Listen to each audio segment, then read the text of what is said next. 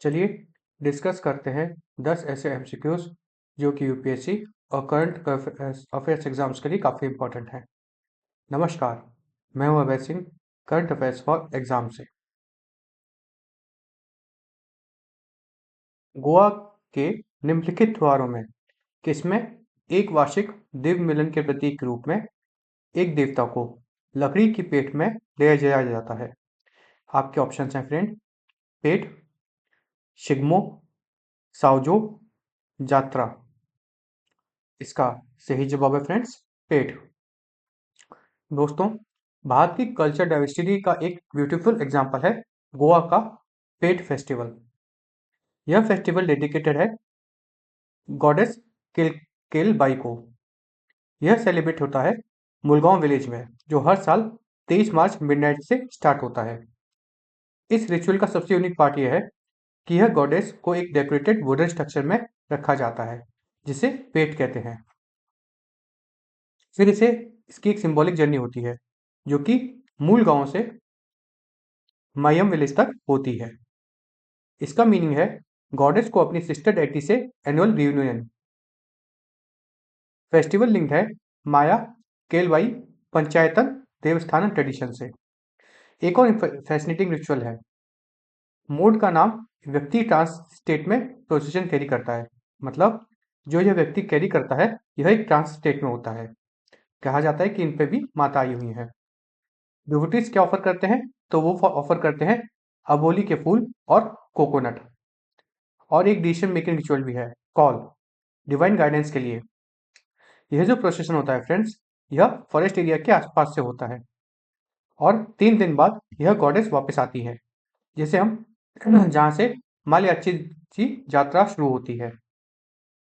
Friends, Goa सिर्फ beaches नहीं बल्कि स्ट्रॉन्ग फोल्क ट्रेडिशन के लिए भी काफी इंपॉर्टेंट है। चलिए अगले प्रश्न पर आते हैं। ट्रेनों की टक्कर को रोकने के लिए भारतीय रेलवे द्वारा निम्नलिखित में से किस प्रणाली का विस्तार किया जा रहा है? आपके ऑप्शन हैं फ्रेंड: कवच, रक्षा, सुरक्षा या रक्षक। इसका सही जवाब है फ्रेंड्स, कवच। दोस्तों, भारत के इंफ्रास्ट्रक्चर मॉडर्नाइजेशन की बात करें तो भारतीय रेलवे एक मैसिव ट्रांसफॉर्मेशन फेज में है। हाल ही मार्च 2026 में 1236 करोड़ के नए प्रोजेक्ट्स अप्रूव किए गए हैं। इसका मेन फोकस है कवच सिस्टम एक्सपेंशन। आप सभी को पता होगा कि फ्रेंड्स, कवच एक ऑटोमेटिक ट्रेन प्रोटेक्शन सिस्टम है। यह पहले से ही बता देता है कि जिस ट्रैक पर ट्रेन चल रही है उस पे कोई दूसरी साइड ट्रेन आ रही है कि नहीं आ रही, या उसी दिशा में कोई ट्रेन जा रही है कि नहीं जा रही, या फिर कोई बहुत बड़ा ऑब्स्टेकल तो नहीं है। यह कोलिजन को प्रिवेंट करता है बाय ऑटोमेटिक ब्रेकिंग।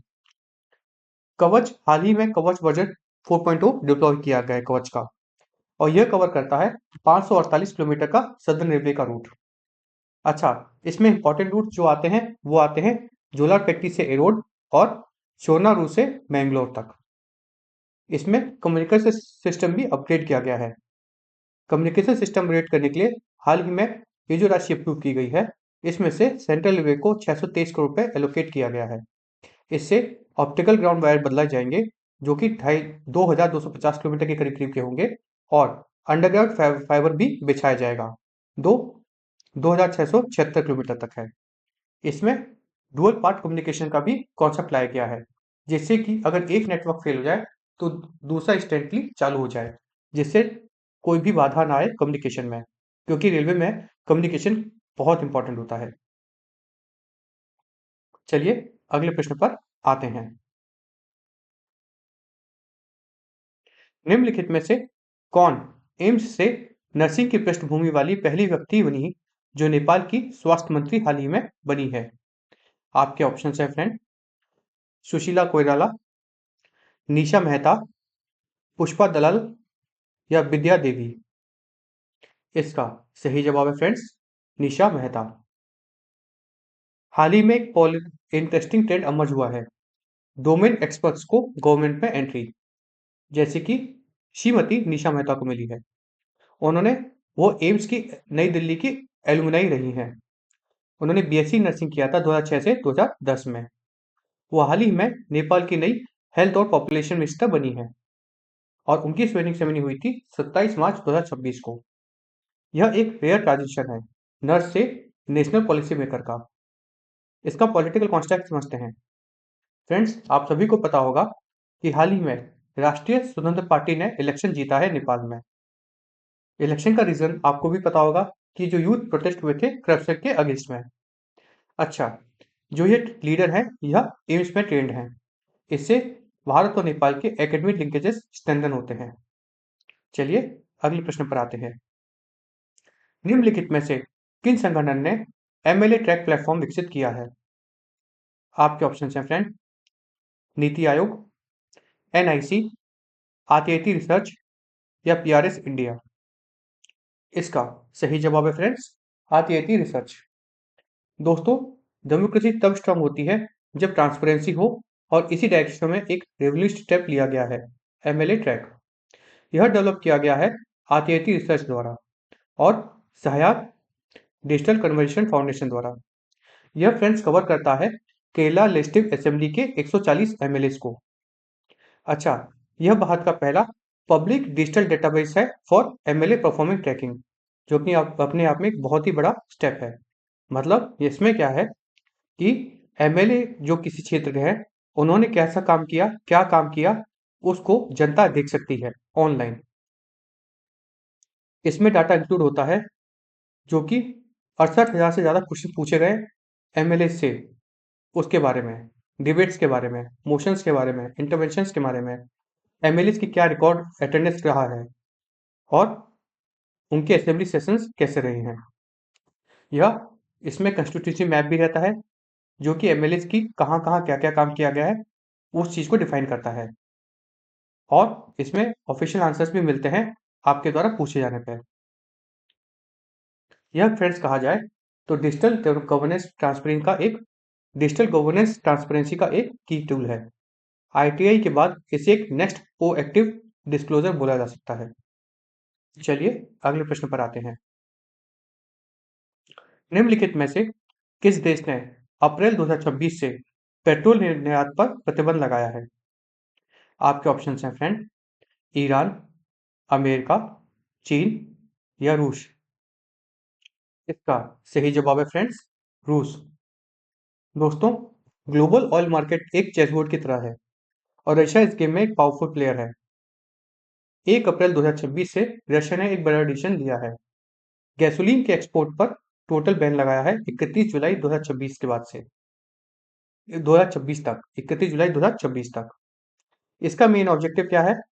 तो इसका मेन ऑब्जेक्टिव है डोमेस्टिक फ्यूल सप्लाई को सिक्योर करना ड्यूरिंग पीक सीजनल डिमांड। यह पॉलिसी डायरेक्टली अलाइन करती है राष्ट्रपति व्लादिमीर पुतिन के प्राइस स्टेबलाइजेशन डायरेक्टिव से। मतलब रशिया ये चाहता है कि उनकी गैसोलीन, गैस और ऑयल के प्राइसेस स्टेबल रहें। इसी कारण से उन्होंने गैसोलीन के प्राइस पर बैन लगाया है, गैसोलीन के एक्सपोर्ट पे इनफैक्ट बैन लगाया है। कब तक? 31 जुलाई 2026 तक। और ऐसा क्यों किया गया है? क्योंकि रशिया में गैसोलीन की मात्रा लिमिटेड क्वांटिटी तक है, उन्होंने क्रूड पर बैन नहीं लगाया है। और ऐसा क्यों किया गया है? क्योंकि अभी जो हाल ही में वेस्ट एशिया में कॉन्फ्लिक्ट चल रही हैं, उससे हो सकता है कि रशिया अपना माल ज़्यादा एक्सपोर्ट ना कर दे और वहाँ पे प्राइसेस फ्लक्चुएट ना हो। हालांकि इस बैन में जो गैसोलीन पर बैन लगाया गया है, इसमें बेलारूस और कजाकिस्तान को छूट दी गई है। चलिए अगले प्रश्न पर आते हैं। निम्नलिखित में से किस अभ्यास की मेजबानी भारत ने 2026 में हिंद महासागर नौसेना संगोष्ठी IONS अर्थात इंडियन ओशन नेवल सिंपोजियम के तहत गैर पारंपरिक समुद्री खतरों के से निपटने के लिए की थी? आपके ऑप्शन है फ्रेंड, मिलन, वरुण, मालाबार या आईमैक्स। इसका सही जवाब है फ्रेंड्स, आईमैक्स। दोस्तों, समुद्र सिर्फ ट्रेड रूट नहीं है, यह स्ट्रेटेजिक बैटलफील्ड भी है। इसी कॉन्टेक्स्ट में कंडक्ट हुआ है आईमैक्स 2026। इसकी लोकेशन है मैरीटाइम वारफेयर सेंटर कोची। अच्छा, यह जो एक्सरसाइज है यह एक टेबल टॉप एक्सरसाइज है। अब टेबल टॉप एक्सरसाइज क्या होता है? मतलब इस एक्सरसाइज में रियल शिप पार्टिसिपेट नहीं करती। इसमें एक स्टिमुलेटेड एनवायरनमेंट क्रिएट किया जाता है जिसमें कि कोई खतरा आया है और आप उससे कैसे निपटते हैं। इसमें जो कंट्रीज पार्टिसिपेट की हैं वह France, Bangladesh, Indonesia, Sri Lanka, Maldives, Kenya आदि हैं। इसमें फोकस किया जाता है कि अगर पायरेसी जैसा खतरा, ह्यूमन ट्रैफिकिंग जैसा खतरा, मैरीटाइम टेररिज्म या कोई डिजास्टर आ गया है तो उस पर क्या रिस्पॉन्स करना चाहिए। उस केसेस में सब कंट्रीज मिलकर आपस में क्या रिस्पॉन्ड करके किसी चीज को कैसे बेटर फेस कर सकती है, इस बारे में बातचीत की जाती है। मतलब टेबल पे ही सारी प्लानिंग होती है, टेबल पे ही सारी एक्सरसाइज की जाती है। चलिए अगले प्रश्न पर। अच्छा, एक बात तो मैं आपको बताना चाहता था कि IONS है, इसकी चेयरमैनशिप भारत के पास है अभी कब से कब तक, 2026 से 2028 तक, 16 साल के बाद। और IONS का ओरिजिन फ्रेंड्स 2008 में हुआ था। कब हुआ था? 2008 में। चलिए अगले प्रश्न पर आते हैं। निम्नलिखित में से किस योजना का उद्देश्य 1338 रेलवे स्टेशनों को एकीकृत शहरी केंद्रों के रूप में पुनर्विकसित करना है? आपके ऑप्शन है smart rail, Amrit Bharat, rail विकास या भारत इंफ्रा। तो इसका सही जवाब है फ्रेंड्स अमृत भारत। दोस्तों, भारतीय रेलवे सिर्फ ट्रेवल का मीडियम नहीं, यह डेवलपमेंट का इंजन भी बन रहा है। और इसी ट्रांसफॉर्मेशन का पार्ट है अमृत भारत स्टेशन स्कीम। आप सभी को पता होगा फ्रेंड्स कि Amrit Bharat station scheme launch की गई थी दिसंबर 2022 में। इसमें 1338 स्टेशन रीडेवलपमेंट के लिए कवर किए जाएंगे और यह एक long term phase redevelopment program है। इसका मेन ऑब्जेक्टिव है कि स्टेशंस को कवर करना और उनको इंटीग्रेटेड अर्बन ट्रांसपोर्ट हब के रूप में डेवलप करना। इसमें मल्टी मोडल कनेक्टिविटी की जाएगी रेल, मेट्रो और रोड के द्वारा। लिफ्ट, एस्केलेटर्स और मॉडर्न जो वेटिंग हॉल्स हैं वह डेवलप किए जाएंगे। जो फुट ओवर ब्रिज है उसको बड़ा चौड़ा किया जाएगा ताकि ज़्यादा से ज़्यादा कैपेसिटी हैंडल की जा सके पैसेंजर्स की और सामानों की। इसमें एक यूनिक इनिशिएटिव भी है, OSOP। अभी OSOP क्या है? One station one product. मतलब किसी भी स्टेशन के जो जहाँ पे स्टेशन स्थित है उस जिले के या उस जगह के जो सबसे खास प्रोडक्ट है उसके लिए वहां पे उस स्टेशन पे एक दुकान एलोकेट की जाएगी। यह दुकान उस जगह की जो सबसे खास प्रोडक्ट है वहां पे उस दुकान पे वो सामान मिलेगा, ताकि जो वहाँ की प्रोडक्ट है उसको एक बड़ा मार्केट मिल सके और लोग उसके बारे में जान सकें और वहाँ की जो हेरिटेज है और आर्किटेक्चर है उसके बारे में पहचान सकें। अच्छा, अभी 2026 तक कुल 170 स्टेशन कंप्लीट कर लिए गए हैं। चलिए अगले प्रश्न पर आते हैं। भारतीय नौसेना के निम्नलिखित जहाजों में से कौन सा एक प्रोजेक्ट 17A स्टेल्थ फ्रिगेट है जो ब्रह्मोस मिसाइल से लैस है और जिसका कमीशन अप्रैल 2026 में निर्धारित है? आपके ऑप्शन है फ्रेंड तारागिरी, विक्रांत, कोलकाता या अरिहंत। तो इसका सही जवाब है फ्रेंड्स तारागिरी।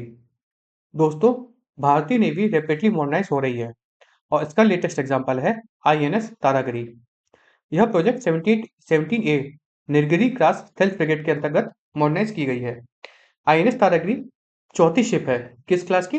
प्रोजेक्ट 17A में। प्रोजेक्ट 17A में यह चौथी शिप है।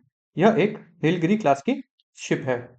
इसकी कमीशनिंग हुई थी 13 अप्रैल 2026 में। कहाँ? विशाखापट्टनम में। इसे मैन्युफैक्चर किया गया है फ्रेंड्स MDZ द्वारा, मतलब मैजेगॉन डॉक्स शिप बिल्डर्स लिमिटेड द्वारा इसे डेवलप किया गया है।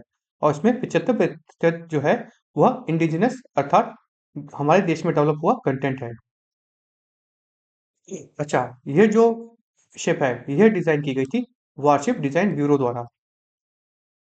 इसमें ब्रह्मोस मिसाइल है, medium range surface to air missile है, टॉर्पीडोज हैं, रॉकेट लॉन्चर्स है और 76 mm की गन भी है। यह डीजल और गैस टरबाइन दोनों पे चल सकती है। चलिए अगले प्रश्न पर आते हैं। निम्नलिखित में से कौन सा पदार्थ जो मुख्यतः उच्च गुणवत्ता वाले सिलिका रेत से बना होता है सर्कुलर इकोनॉमी के तहत सड़क निर्माण में पुनः उपयोग किया जा रहा है? आपके ऑप्शन है फ्रेंड फ्लाई ऐश, लाल मिट्टी, फाउंड्री रेत या स्लैग सीमेंट। इसका सही जवाब है फ्रेंड्स फाउंड्री रेत। दोस्तों, इंडस्ट्रियल गुड के साथ साथ एक चैलेंज और भी आता है वेस्ट मैनेजमेंट का, और आज हम बात करने वाले हैं फाउंड्री वेस्ट फाउंड्री सैंड की। फ्रेंड्स, आप सभी को पता होगा कि जब मेटल कास्ट होता है, मेटल कास्ट मतलब जब मेटल बनता है तो उसका एक बाई प्रोडक्ट निकलता है। यह बाई प्रोडक्ट ज्यादातर सिलिका सैंड होता है। मेटल कास्ट मतलब जब भी कोई मेटल और आता है तो उसको हम जब वो करते हैं, क्या कहते हैं, उसको अलग करते हैं मेटल को उसके ओर से, तो जो और ज्यादातर निकलता है वो सिलिका सैंड होता है, और ये हाई क्वालिटी का सिलिका सैंड होता है। इसमें दो टाइप के सैंड होते हैं, कौन कौन से? ग्रीन सैंड और केमिकली बॉन्डेड सैंड। अच्छा, इसमें जो खास बात ये होती है कि इसमें 85 से 95% सिलिका होता है और 4 से 10% बेंटोनेट क्ले होता है। भारत में 3 million ton year waste generate होता है। 3 मिलियन टन हर साल ये वेस्ट जनरेट होता है। इसमें हेवी मेटल्स और केमिकल कंटेमिनेशन होता है। अब आप ये जानते हैं कि इसको अगर हम ऐसे ही डंप करेंगे तो जमीन में भी अंडरग्राउंड वाटर कंटेमिनेशन होगा, पोल्यूशन भी बढ़ेगा। हाँ, अगर हम इसको रीयूज करें तो बहुत ज्यादा फायदा होगा।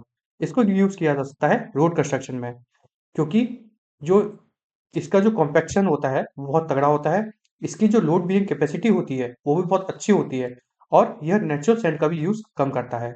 और इस प्रकार से यह सर्कुलर इकोनॉमी का भी पार्ट बनता है, क्योंकि सर्कुलर इकोनॉमी का मतलब कि वही चीज वेस्ट को यूज कर लेना, और यह जो है, यह कास्ट का जो बाई प्रोडक्ट है यह यूज हो रहा है, इसलिए यह सर्कुलर इकोनॉमी का भी पार्ट बन जाता है। इसे डेवलप किया गया है CSIR और CRI द्वारा, Indian institute of foundry man के द्वारा। चलिए अगले प्रश्न पर आते हैं।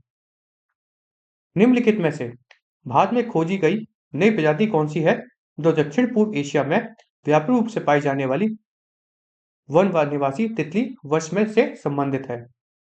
डेनोस, यूथेलिया, पापिलो, यूनानिया। इसका सही जवाब है फ्रेंड्स उथेलिया। अरुणाचल प्रदेश के डेंस फॉरेस्ट में एक रेयर बटरफ्लाई डिस्कवरी हुई है, उथेलिया जुबिन गर्गी। यह बटरफ्लाई बिलोंग करती है उथेलिया जीनस को, जो साउथ और साउथ ईस्ट एशिया में वाइडली डिस्ट्रीब्यूटेड है। चलिए फ्रेंड्स, अब कल का प्रश्न देखते हैं। निम्नलिखित में से कौन सा अभ्यास संयुक्त राज्य अमेरिका के नेतृत्व में गोवा में आयोजित बहुराष्ट्रीय पनडुब्बी रोधी अभ्यास युद्ध अभ्यास है? आपके ऑप्शन है फ्रेंड, हमने दिए थे मालाबार, सी ड्रैगन, रिमपैक या वरुणा। तो इसका सही जवाब है फ्रेंड्स सी ड्रैगन। दोस्तों, आज का वारफेयर सिर्फ लैंड या एयर तक लिमिटेड नहीं है, under water domain equally important है। इसलिए कंडक्ट हुआ था अमेरिका द्वारा आधारित एंटी सबमरीन वारफेयर एक्सरसाइज।